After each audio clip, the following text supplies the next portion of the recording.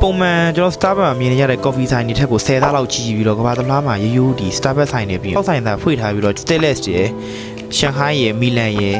ပြီးတော့ New York Chicago တို့မှာရှိတယ်လို့ဂျပန်နိုင်ငံတိုကျိုမြို့နက်ကမိကူတို့ကအခုကျွန်တော်ရောက်နေတဲ့ဆိုင်ကလည်းတစ်ဆိုင်ပေါ့နော်ဒီဆိုင်က၄တက်ရှိပြီးတော့ကျွန်တော်အထက်တိုင်းမှာမတူတဲ့ coffee bar တွေနဲ့ပြီးတော့ coffee နဲ့ပတ်သက်တဲ့ menu တွေကိုရမှာဖြစ်ပြီးတော့ကျွန်တော်တို့ဒီ3ထပ်မှာဆိုရင်အရက်ဘားတွေပါထည့်သွင်းထားပြီး coffee နဲ့ထည့်ပြီးလုပ်ထားတဲ့တောက်စရာ menu တွေအပြင်ကတခြား coffee နဲ့ပြုလုပ်ထားတဲ့ cocktail တွေ3ထပ်မှာရှိပြီးတော့ဒီလူစီကနေပြီးတော့တရက်ကိုဧည့်သည်ပေါင်းထောင်ချီကိုနေ့စဉ်အခန့်ရောင်းပေးနေတာဖြစ်ပြီးတော့ကျွန်တော်တို့ဒီဆာကူတာပွေးချိန်နဲ့ခီးသွားရသည်တွေဆိုရင်တော့ဝင်ရဖို့တောင်ဒီမက်စင်နဲ့ထိုင်ဆောက်ရတတ်ပါခင်ဗျာဒီလူစီကတခြားမှမရနိုင်တဲ့ menu တွေအပြင်ကတခြား customer လောက်ထားတဲ့ကျွန်တော်တို့ coffee menu တွေပါရရှိနေမှာဖြစ်ပြီးတော့အခုမြင်ရတဲ့ကြီးဝါရောင်စီထဲမှာလည်း coffee တွေကို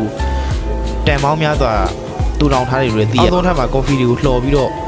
အပေါ်ထပ်မှာရှိတဲ့ coffee bar တွေကိုပိုက်နေကျွန်တော်တို့ coffee ဈေးတွေပို့နေတာလည်းလာရောက်သူဧည့်သည်တွေမှတ်တမ်းနေလို့ရအောင်ဆိုပြီးအခုလိုပိုက်ကြီးတွေနဲ့ပြသနေရတယ်စိတ်ဝင်စားရတဲ့နေရာတစ်ခုပေါ့နော်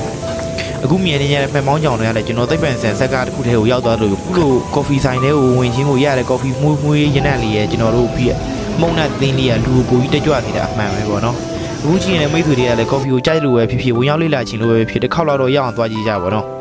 ချမ်းနိုင်ငံမှာကြည့်နေမိတ်ဆွေတွေဆိုရင်လည်း